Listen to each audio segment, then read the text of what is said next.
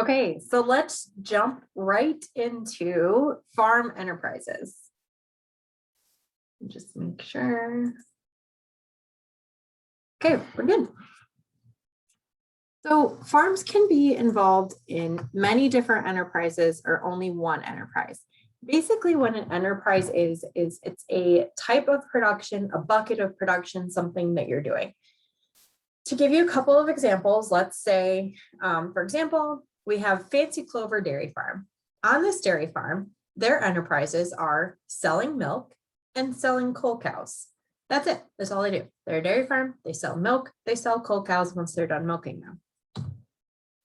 On the flip side, Super Busy Bee Stand, they might have several different enterprises. They might sell honey, flowers, 16 different types of vegetables and jams and jellies that they make themselves. All of those are separate and distinctly different enterprises. Farm enterprises, and having a lot of them, can also be known as farm diversification, is probably what you've heard it referred to as more often. Farm diversification is an important risk management strategy for established farms, and it's a way to decide on goals and directions for beginning farms. So when it boils down to it, farm diversification or having multiple farm enterprises can mean that you have more than one field crop for a longer season. You raise different types of livestock. You add value to something you already do. So you grow blueberries and you make jam out of them. That is farm diversification. Utilizing your current resources for more. So let's say you have haying equipment and you hire out that haying equipment and that service. Direct marketing, you're selling products directly to the consumer as well as to the sale barn. Those are all ways to diversify your farm. Those are all different farm enterprises. And it, pun intended, essentially boils down to you're not putting all of your eggs in one basket. So that's what we are talking about tonight. The advantages of farm diversification or having multiple farm enterprises is that it reduces your risk. If something goes wrong with one enterprise, you haven't put all of your eggs in one basket. You still have different enterprises that could potentially bring money into the farm. It reduces your cash variability. For example, if you are a dairy farm, in the springtime when cows are out on pasture, you're going to be bringing in more cash than you might in the fall when they're at the end of the pasture or you're just starting to pull out forages.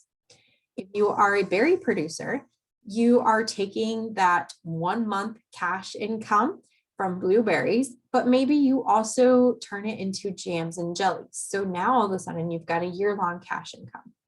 If you're a vegetable producer, perhaps you have cool season salad mixes or spinach crops coming in early in the season and late in the season, and different vegetables that are coming in to production throughout the entire growing season.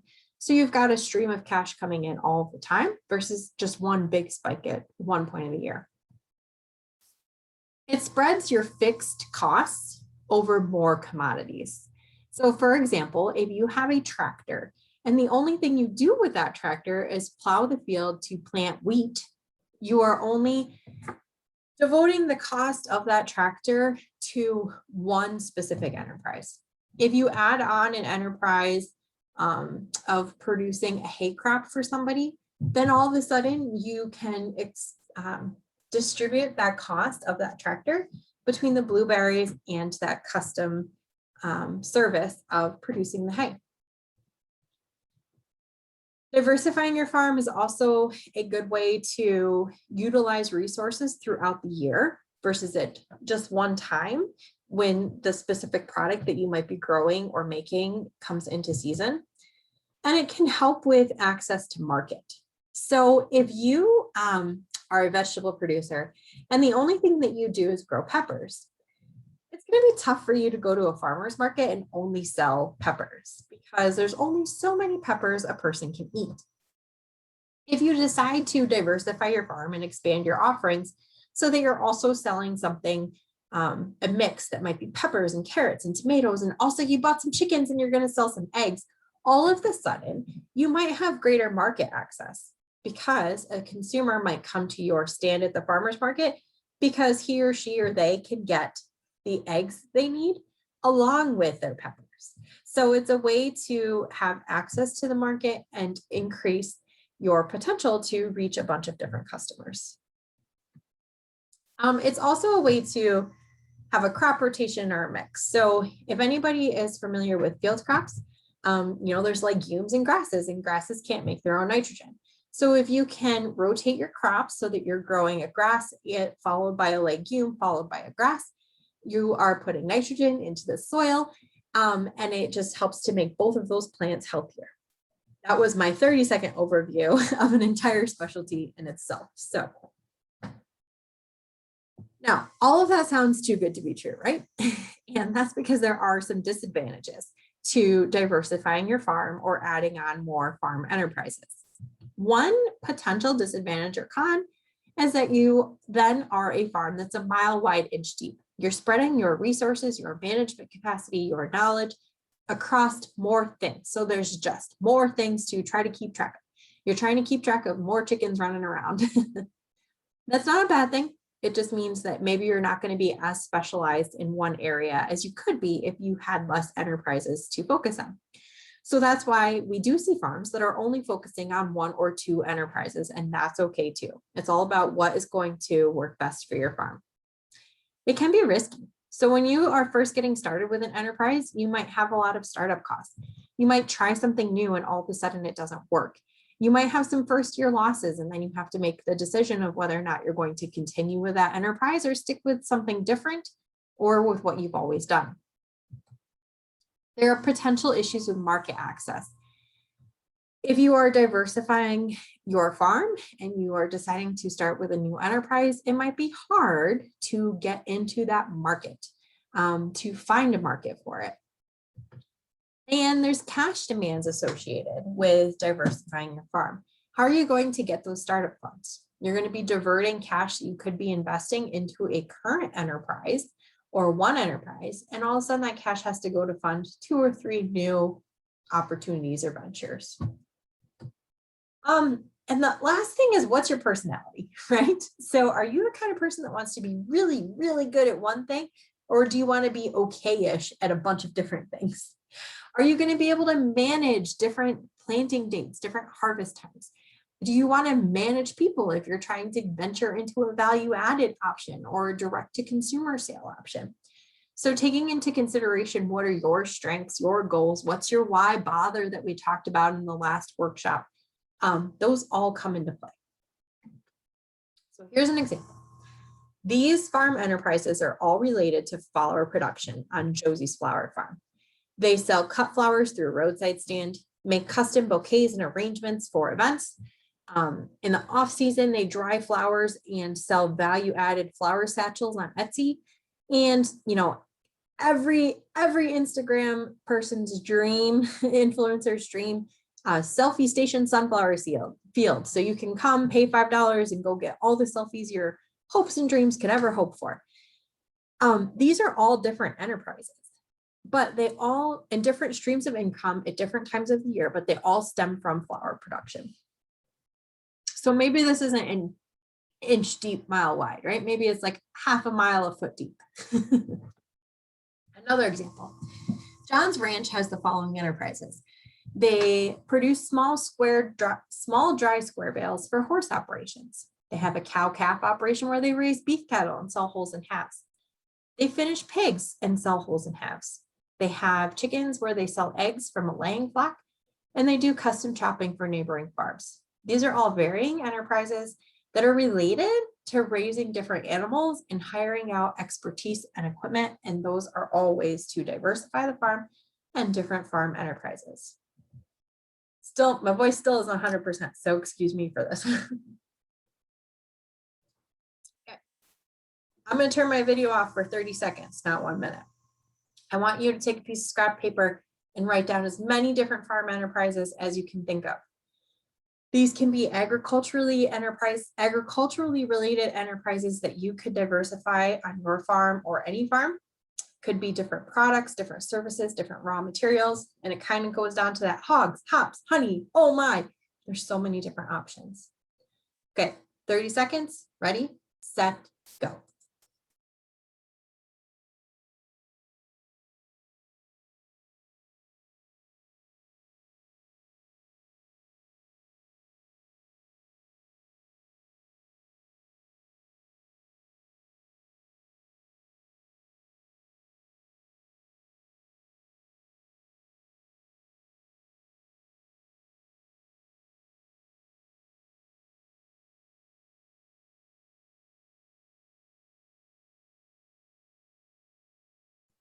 How'd you do?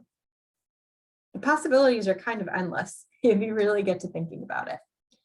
I always say it's good to have a dream list and a realistic list, right? So here's the dream. The dream is to have a pancake house where we grow our own flour, we use our eggs in the pancake mix, we make maple syrup that we serve on the pancakes, and people can purchase shirts and lavender satchels on their way into the pancake house, right? What's realistic? We have maple and chickens with eggs. So now that we know have an idea of how these different farm and enterprises can work together, how do you actually pick what to do? How do we know what might be the most profitable or the best fit for our farm? To select and analyze different farm enterprises, it's good to determine your goal. Back to our business planning workshop, we talked about figuring out what's the goal for your farm.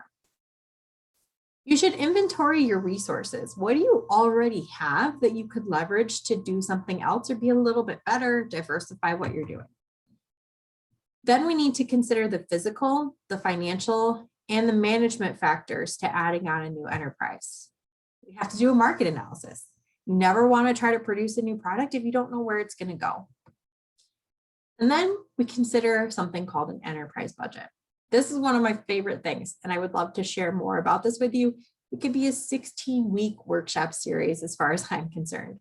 So once you are kind of thinking about different enterprises that you could potentially add onto your farm, reach out to someone like me or me if you're in my region to talk about an enterprise budget.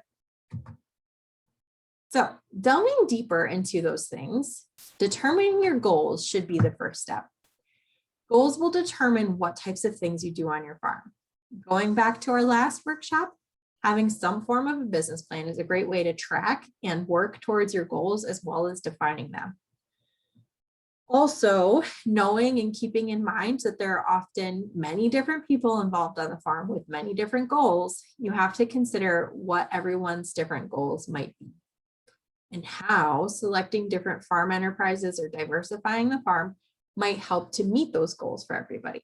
So thinking about, are your goals on paper? Do you have a business plan? Hopefully after last week's workshop, you are at least considering putting one together or knowing that it's an important thing to do. Will your goals differ from other people on your farm? So going back to that, there's a lot of different people.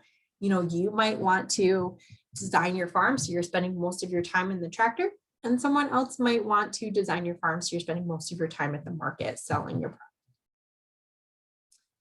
How motivated are you going to be to learn a new skill? And how might you learn that new skill? How are you going to learn how to grow carrots? Are you going to be okay with some form of self-study and doing a lot of Googling? Or do you want a formal training? Maybe you're thinking about butchering and you want to go to a specialized how to process your own meat shop or workshop series. How much are you willing to be restricted on your farm? So as you get into different enterprises, it's going to pull your time, resources, mental management capacity in many different directions. How are you going to balance that? And what do you want your lifestyle outside of the farm to look like? Another thing to consider in determining your goals is, what's the long-term goal of the farm? Do you want to transfer it to a younger generation? Do you want to retire eventually? And how will having different enterprises play into those considerations and thoughts? Once we've got your goals in place, the next step is to inventory your resources. What land do you have? What's it look like? What's the soil type? What labor do you have? Can you manage another enterprise by yourself, or would you need to hire somebody? What's your capital? With a new enterprise, what's going to be the startup cost? And do you have the cash flow to make that happen? The climate. Can your climate in your region, in your area, support what you're trying to grow? And access to information. Are you growing something that's been grown in your area that a lot of people in your community might already have experience with and can provide you with support on? Or is it a new or specialty crop that there hasn't been a ton of research done, or there's just not a lot of information that you would really be pioneering yourself? And then what's your management skills? Again, going back to what's your personality. When we're inventorying your resources, it's really good to think about what are my management skills, and, not saying I'm good at everything, but I'm really strong at this and I struggle with this. Don't set yourself up for failure when picking out a new enterprise if you're going to be relying on a management skill that you're not a master of. And then the markets. Consider your market potential very carefully when you're inventorying your resources. If it's a product that's never been tried before in your area, plan to take several years to get established. Be realistic about your cash flow situation and plan accordingly. So what I want to do is give you 30 seconds, a minute again, where I'm going to turn my video off and stop talking. And for each of these areas listed above, create a list of the resources that you have available. So later on, we're going to think about potential enterprises and go back to these resources that you listed. And would potential enterprises be a good fit for these? So take a minute, think about, what does your land look like? What's your labor look like? Capital, climate, access to information, market management skills, and the markets. A written list is going to help you to easily check off in your head what types of enterprises are going to be the best fit for you. Okay, so go ahead and write down 3 different resources that you have that are underneath, that are within these categories.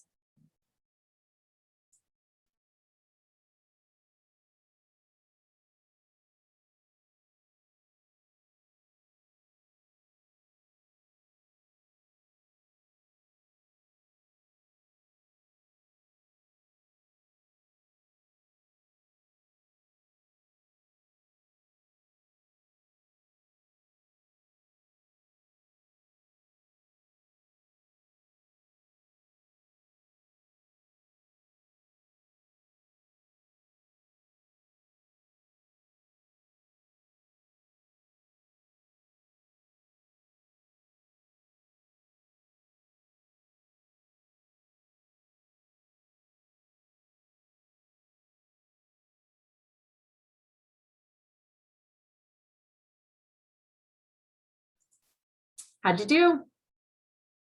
Do you have more resources than you thought you would? Less? Thinking about what types of enterprises you're already involved in. How do your resources come into play there? So next, think about a potential enterprise and what area of a resource do you have the strongest position in right now?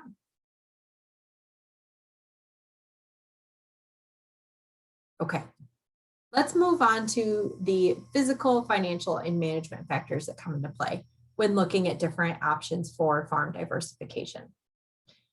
Physical factors include things like land, climate, irrigation and access to water, current and existing farm structures, as well as the potential to build new farm structures, current and potential to purchase new machinery and equipment.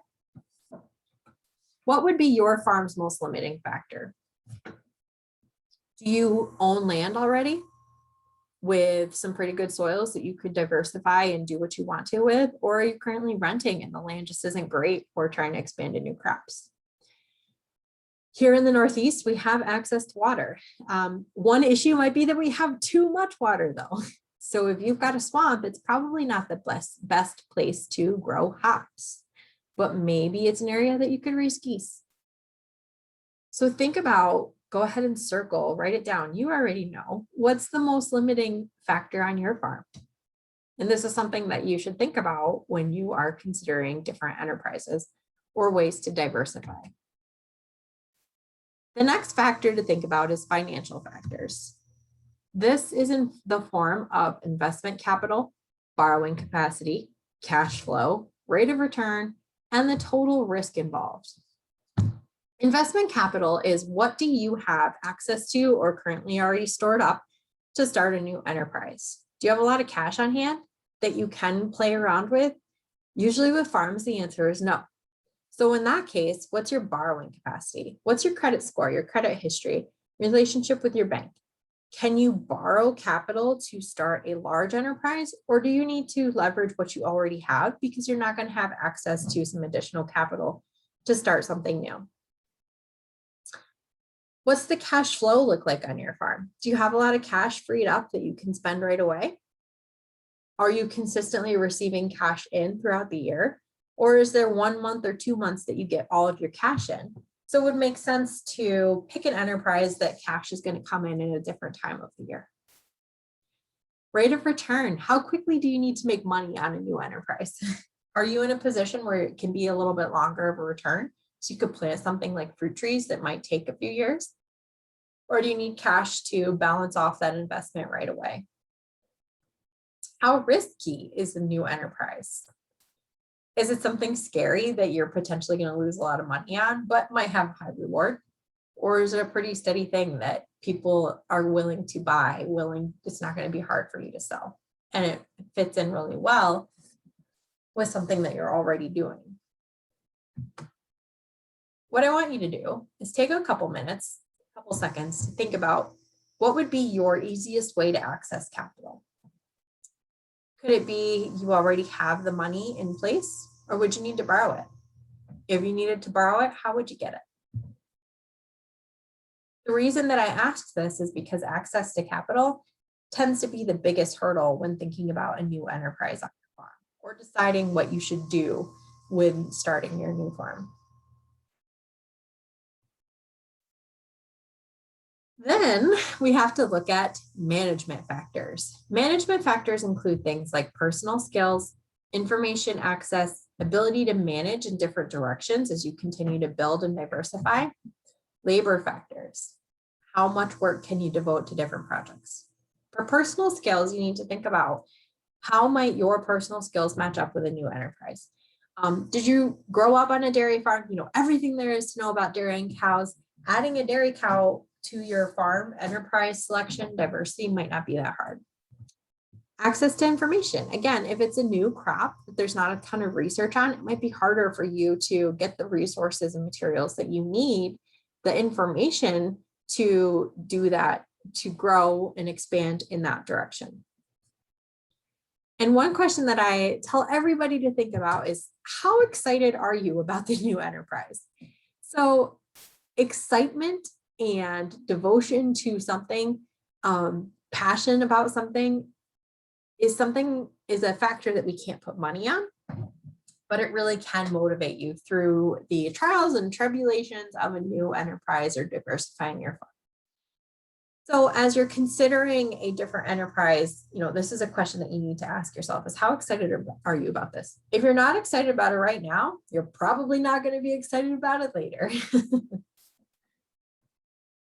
Okay, next question to consider is, which of the following factors would be the biggest bottleneck for your farm moving forward for a new enterprise? Is it the physical factors? Do you just not have the land? Is it financial factors? Do you not have cash flow?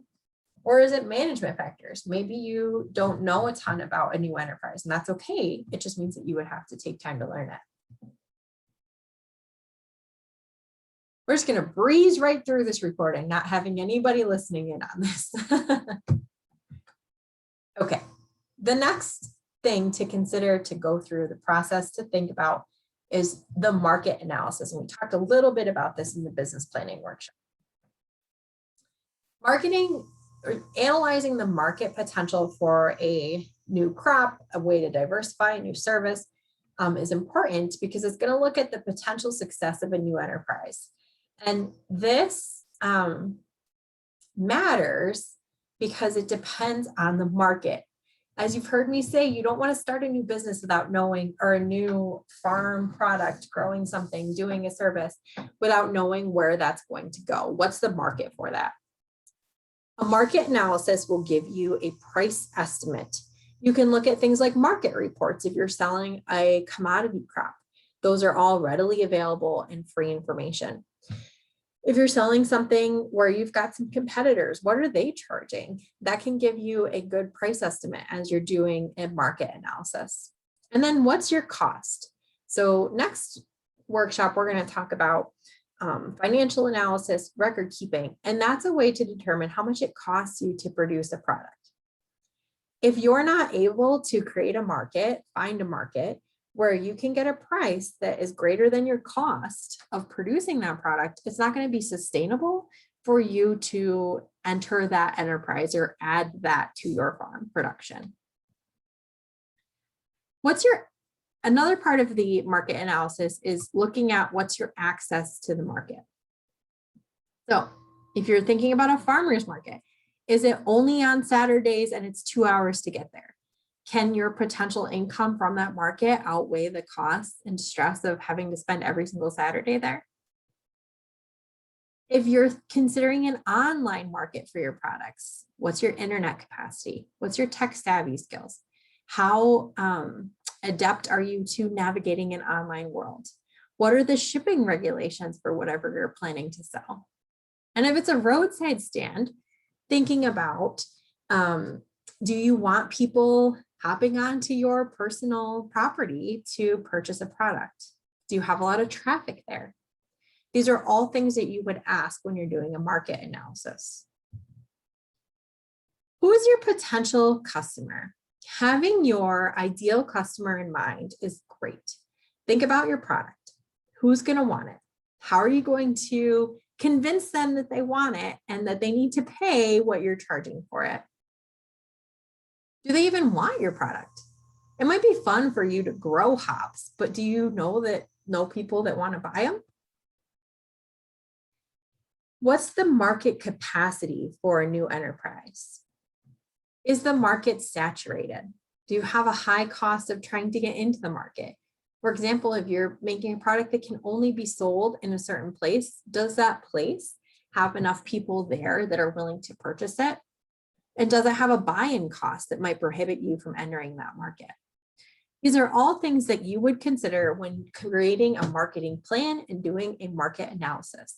This is important for you to go through this process before you decide what type of a farm enterprise you might want to do.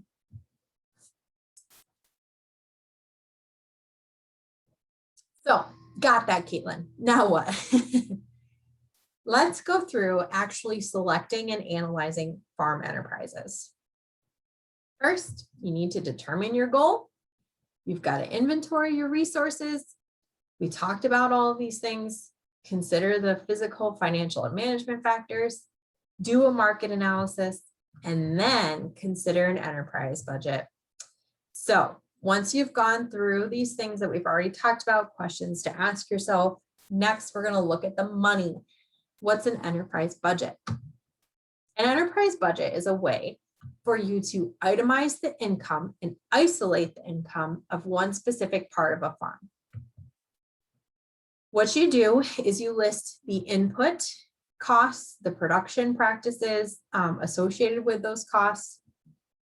It's a way to evaluate the efficiency of an enterprise. So let's say your farm raises beef cattle, poultry, and pork, pigs as well.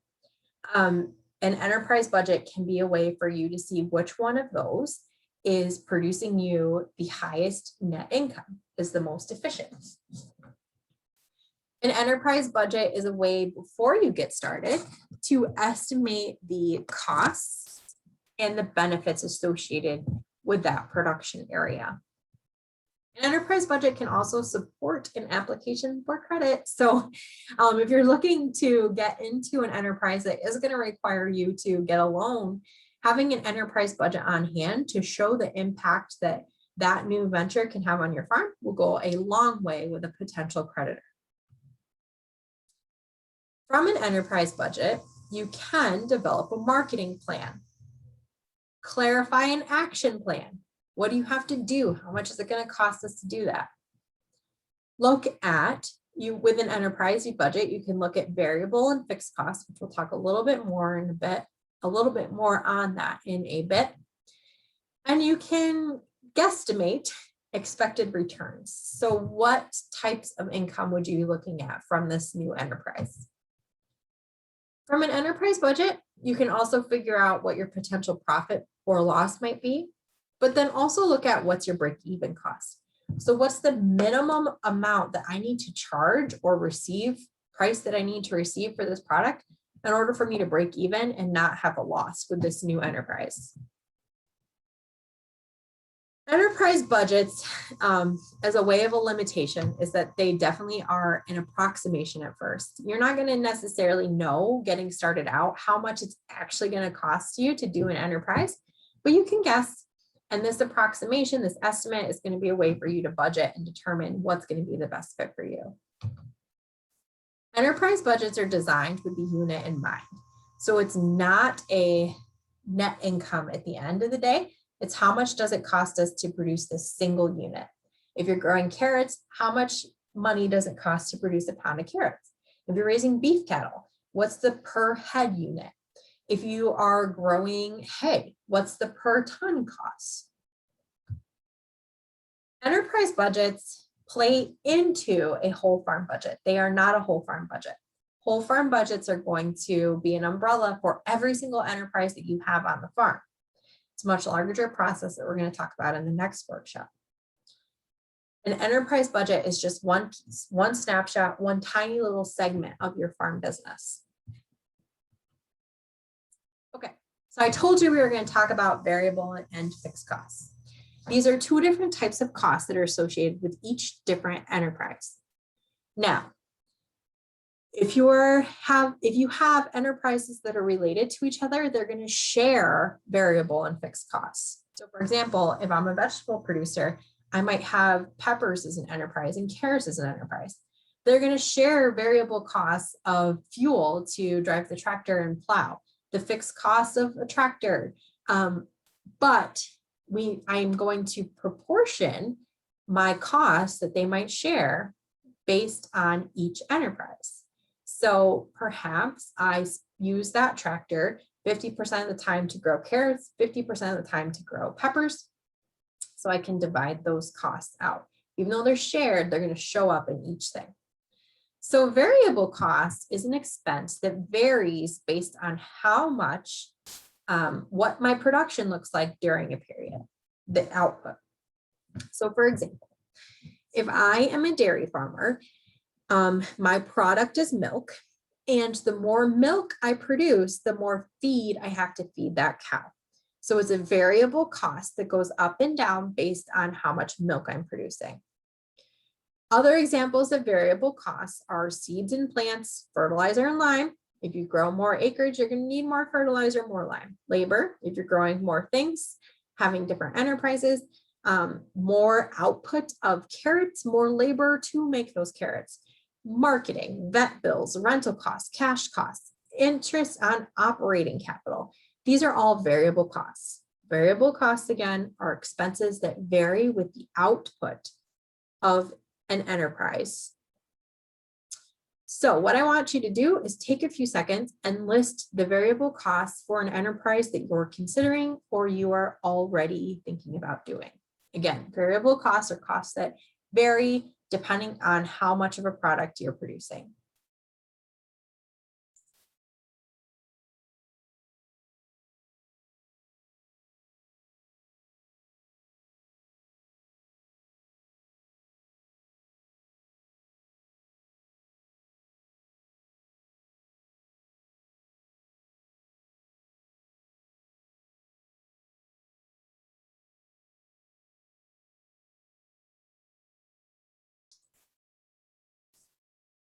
Okay, how's your list look? Got your variable costs down? On the other side of costs, when we're putting together an enterprise budget, are fixed costs.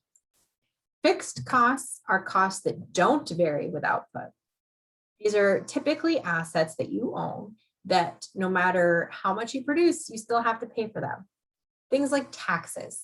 You have to pay taxes on your land no matter how much you're producing from that land. So in this case, it's more beneficial to produce more so that you can distribute out those fixed costs amongst multiple enterprises. Insurance. Let's say that you have property insurance. That property insurance stays the same no matter what. Health insurance for yourself or your employees, that stays the same no matter what you produce. Land. You purchase this land, you have to pay the mortgage every month. That is a fixed cost. Owner draw or salary. You know that you need X number of dollars each month to survive.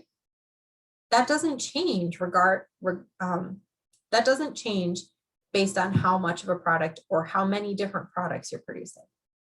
So think about what those fixed costs might be on your farm.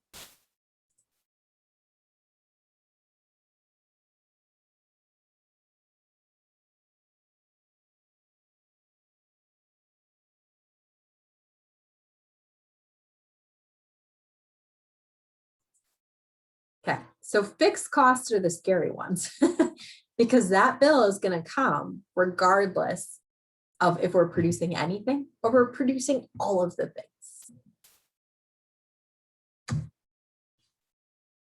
Okay. Total costs on an enterprise budget on our farm, as we're looking to decide what types of products we want to produce, equal variable costs and our fixed costs.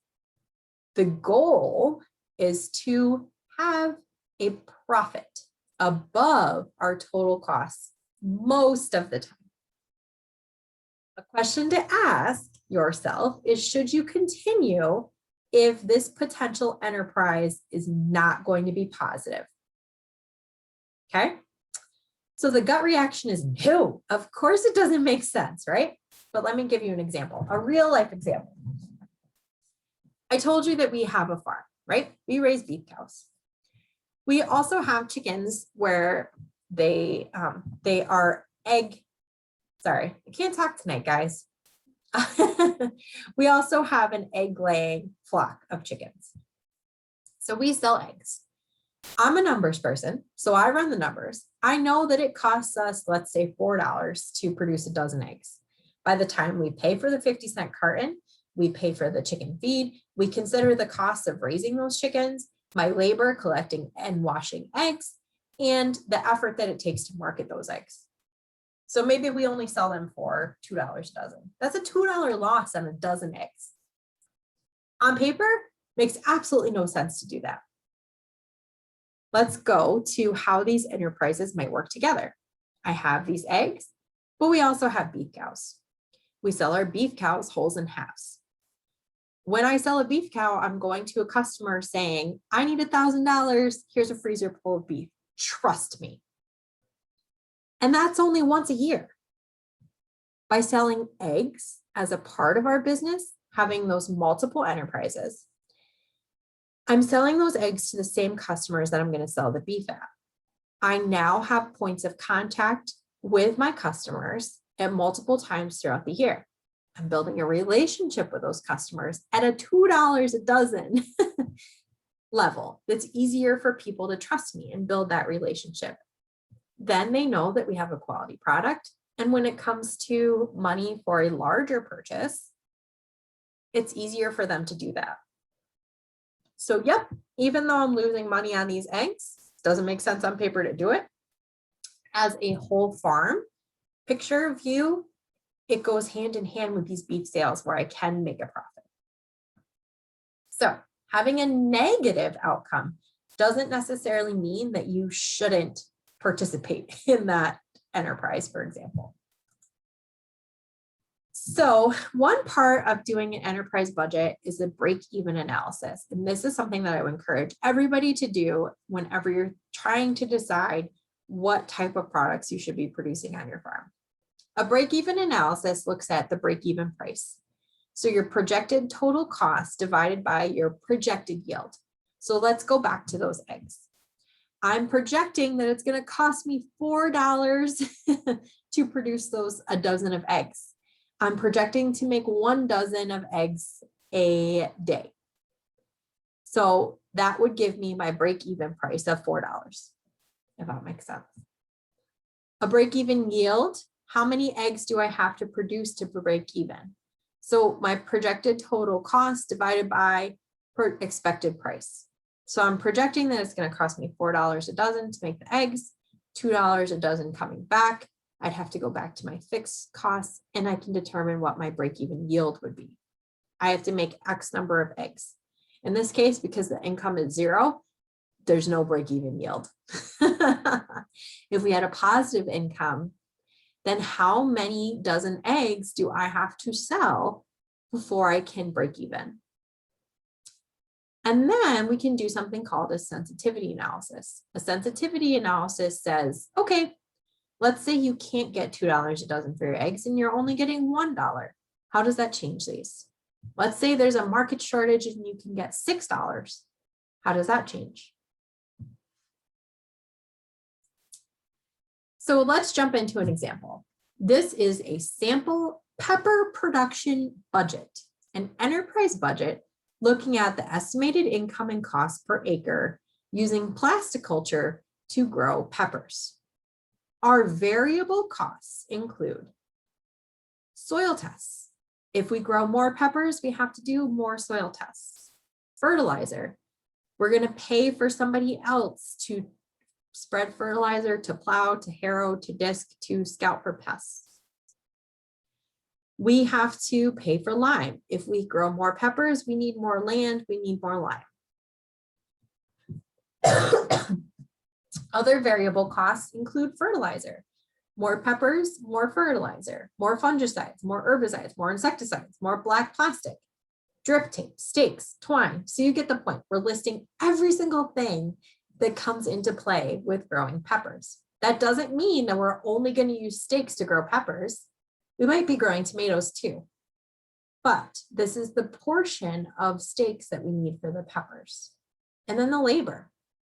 The labor is going to increase with the more peppers that we grow.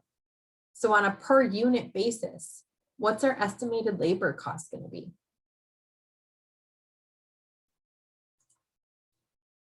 Other variable costs associated with growing peppers, repairs and maintenance to tractors. And yeah, it's a little silly to get it down to the per acre basis, but this is where running an enterprise analysis, working with someone like me to get these numbers is really important.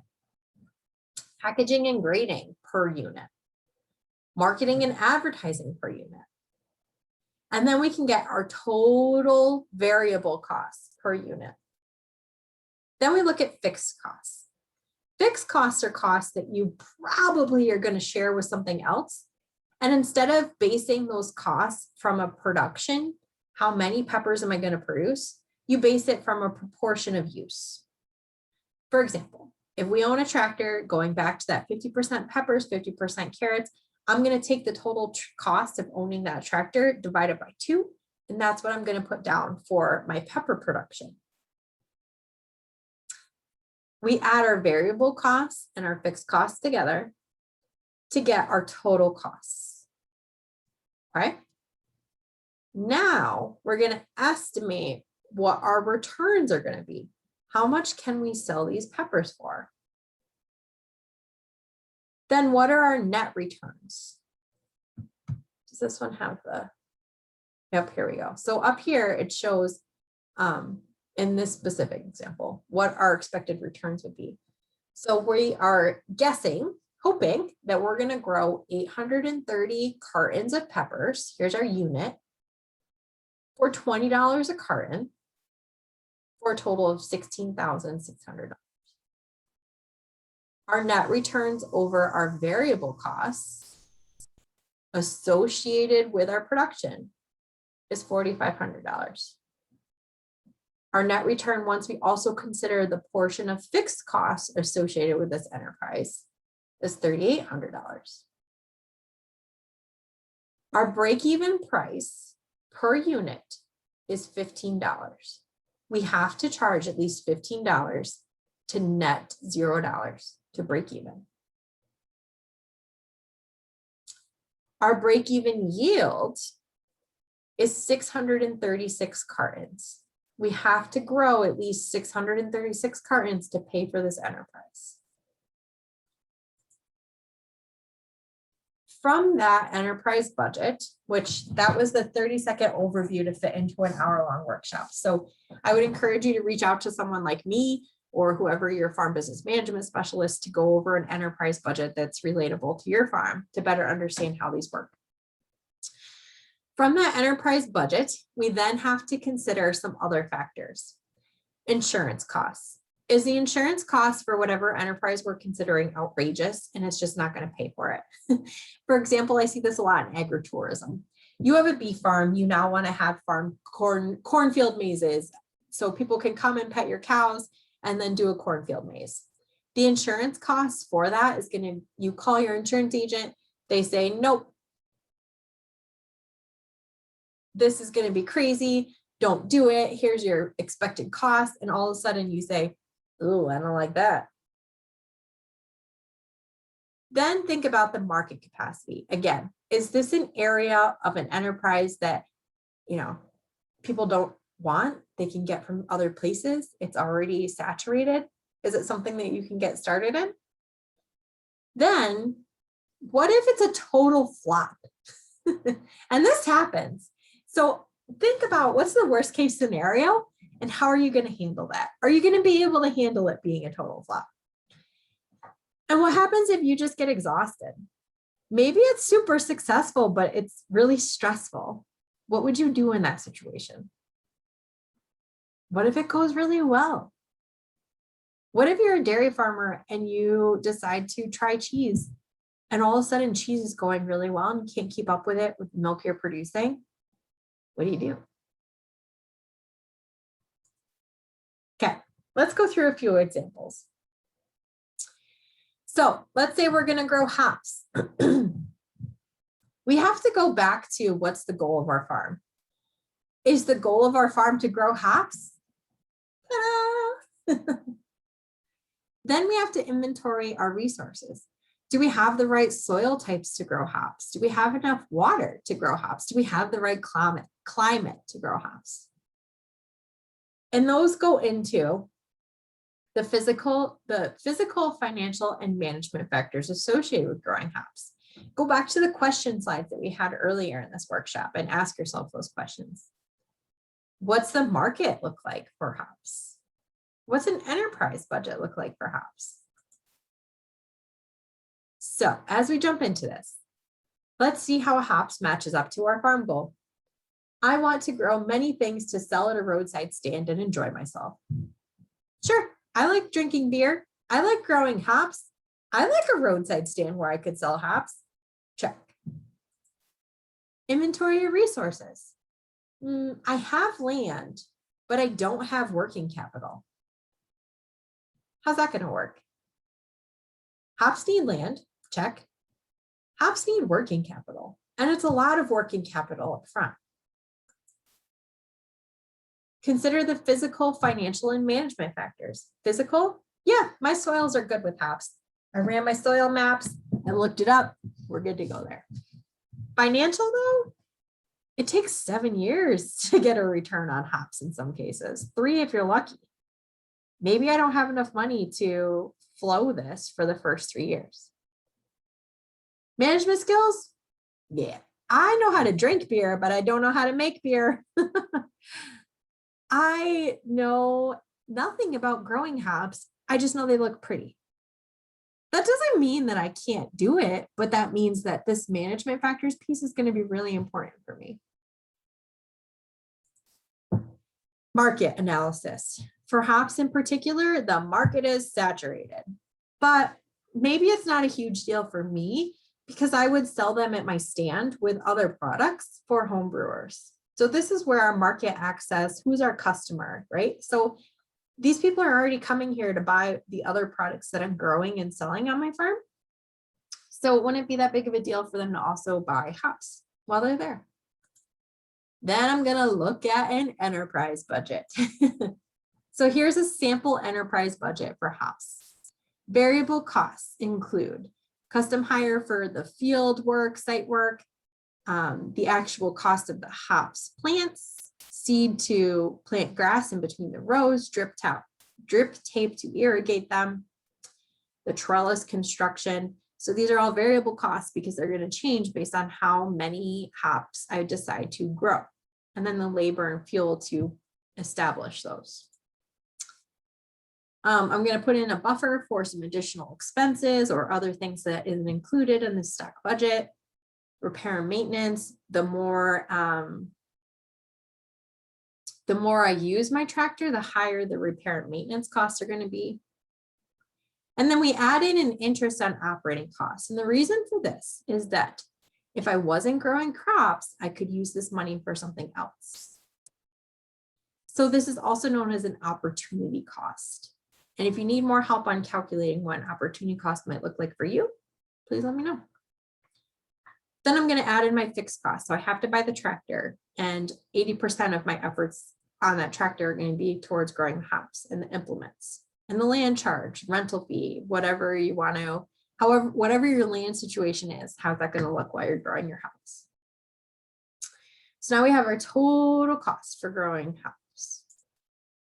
And against that total cost, we would have to calculate what's our potential income and see if it's positive and go from there. Okay, so that was your really quick analyzing farm enterprises overview. It's a lot of questions to ask yourself. So we're not here to tell you, these are the 5 things you need to grow on your farm. We're here to show you the thought process, the questions you should be asking as you're trying to pick out what to do. For enterprises specifically, there are a lot of resources. This is because you're going to look at a different enterprise budget for each different type of product that you're thinking about growing on your farm, as well as the technical information for growing that product. So some resources that I really want to draw attention to. Cornell Small Farms program, which Amy mentioned in our first workshop, has a lot of information about different enterprises.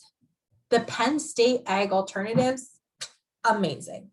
If you are ever just wondering, I wonder what it would be like to have goats on my farm. Pick a Penn State Ag Alternative related to that product. They'll have enterprise budget, startup consideration, market considerations. It's the way to go. Okay. So thank you guys for hanging in there through this recording. For this workshop, I'm going to send out a survey with this recording. And these are in your slides, but these are some additional questions that you could consider as you're thinking about different enterprises. And then to leave you off with this, anytime you have a big old idea, you run your enterprise analysis and you think, yep, I'm going to be a goat farmer. Sleep on it. Sleep on it for a week. Tell someone else. Ask them to sleep on it. Because it's either going to look really great in the morning, or maybe you think, yeah, you know, I forgot about the part where I don't like goats. And it has happened. So that's why when it comes to enterprise analysis, you should always, always, always think on it.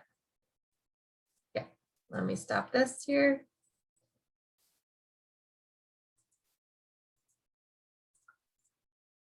Okay, so my voice held out. We're doing good. As always, when it comes to enterprise analysis specifically, they really are case-by-case basis. So this is where I would say, run through this enterprise analysis and then have someone help walk you through it too.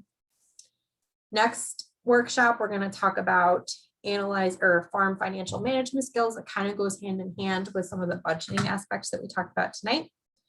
And then, as I mentioned before, we're going to have our special bonus workshop next month, the first week of June 3rd from 7 to 8, where we're going to answer some of your questions that we just didn't have time to get to. So thank you, everybody. Thank you for your patience in going with this as a recording instead of a live workshop. And I hope that you learned a little bit more about the thought process for going through and deciding what types of enterprises you should have for your farm. Thanks, guys.